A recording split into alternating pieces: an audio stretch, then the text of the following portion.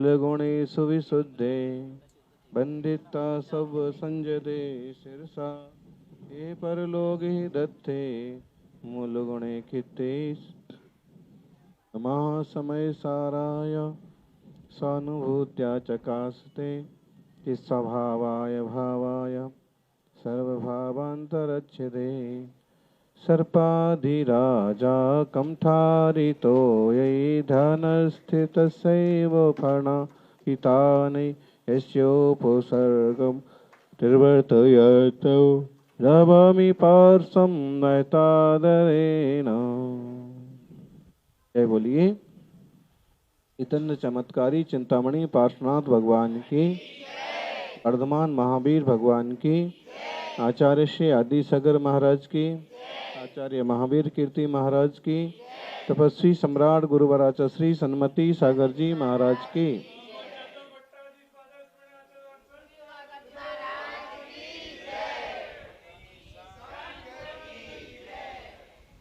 पदार्थों का पीछा करोगे, पदार्थों का पीछा करोगे तो संसारी बनोगे, परमार्थ का पीछा करोगे तो परमात्मा बनोगे। क्यों बनबू छे? संसारी है ही, लेकिन संसार से पार जाने का उद्यम करना है तो देवशास्त्र गुरु का सानिध्य लो। साधना साधनों की मोहताज नहीं होती। साधना के लिए साधनों की जरूरत नहीं, साधना नी जरूरत है। साधना अपने आप में परिपूर्ण है, એટલે आत्मानुभूति करवी जोईए। आत्मानुभूति रीति शुद्ध नयात्मिकाया यानानुभूतिरेकमेव किलेति बुद्ध्वा आत्मानमात्मनि निवेश सुनिष्प्रकंप मेकोस्तु नित्य मौघोध घना समन्तात। आत्मानुभूति શું છે? આનો નામ છે આત્માનુભૂતિ। માં એટલે આત્મા, આત્માની અનુભૂતિ એટલે આત્માની અનુભૂતિ। ક્યાં છે આત્મા? પોતાનામાં આત્મા છે।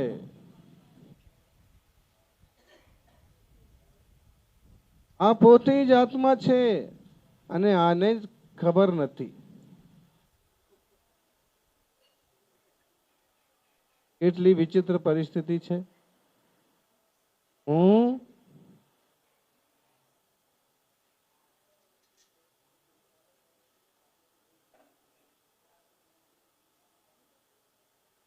चित चैतन्य स्वभाव अनुभूति करा।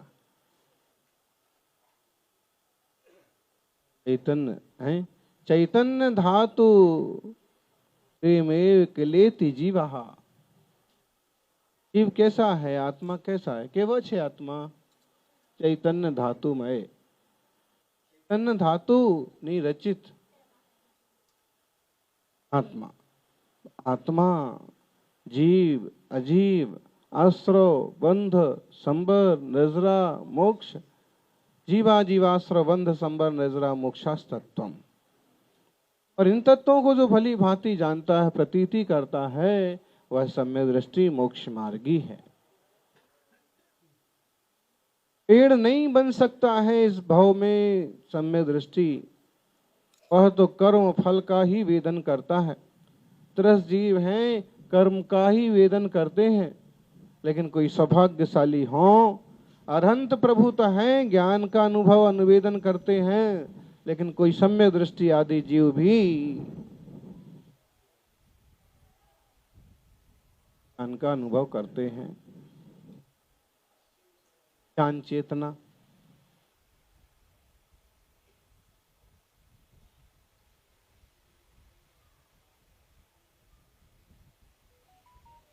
सौभाग्यशालियों, इस श्रेष्ठ जीवन को पाकर के सम्यक्त की उपलब्धि का पुरुषार्थ करें। मुनि राजों का यह जो वर्तमान का स्वरूप है, ये मार्ग है, ये जन्म जन्म की शुभ कर्मों का, पुण्य फल का योग है। मोक्ष मार्ग की श्रेष्ठतम मुद्रा का मिलना भी अद्भुत है।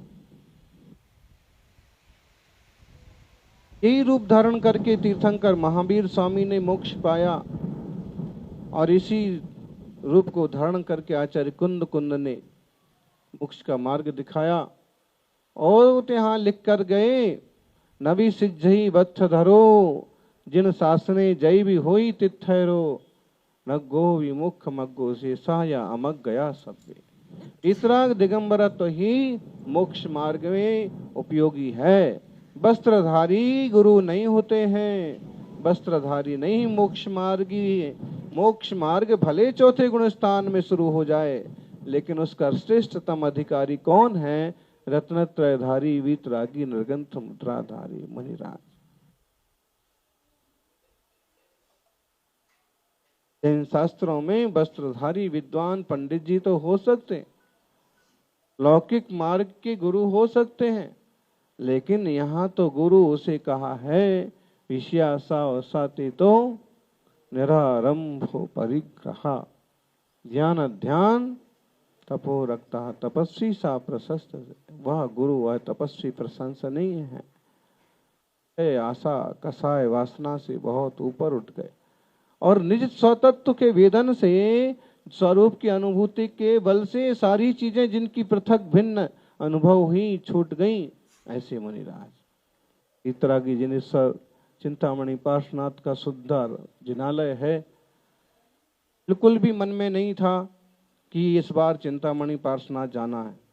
एक तो दूरी, दूसरी रास्ते की खराबी, तीसरी समय की कमी, और एक खास बात, एक बार दर्शन अच्छे से हो गया, फिर मन नहीं था कि अभी अपन सीधे जाएंगे।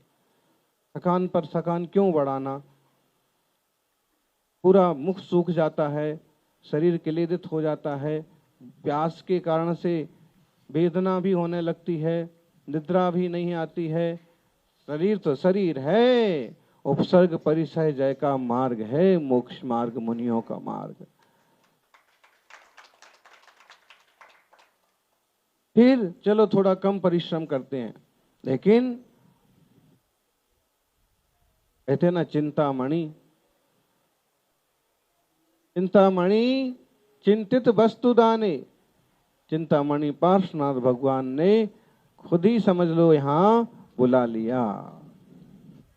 तो मोक्ष चले गए, लेकिन उनका यह सुंदर विग्रह तीर्थ जंगल में मंगल,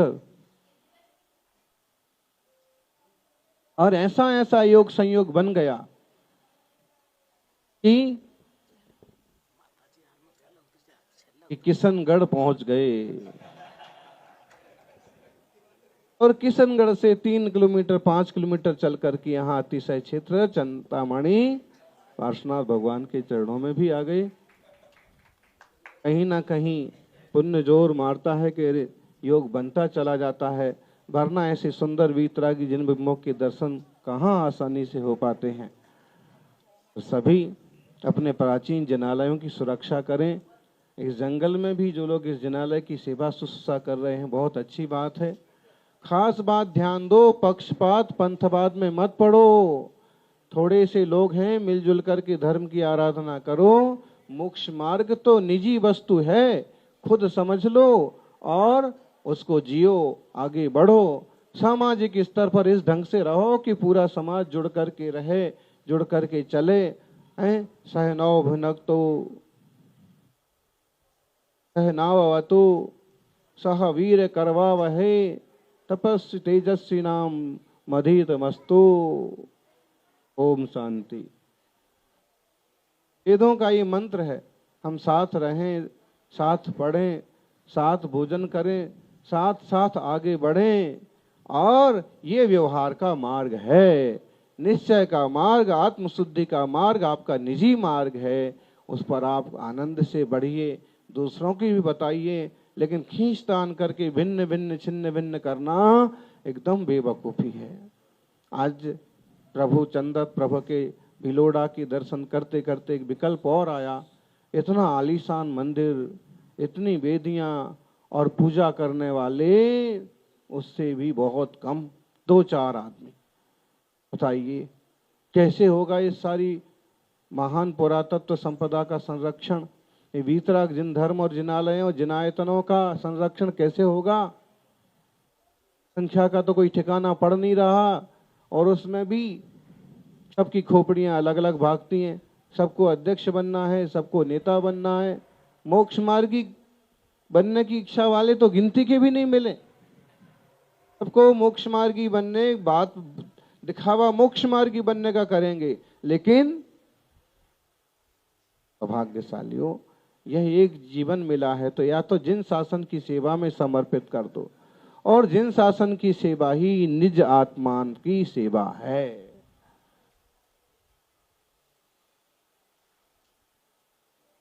सभी का मंगल हो। और वीतराग जिनेश्वर आज कुंथुनाथ स्वामी का केवल ज्ञान कल्याणक महोत्सव भी है,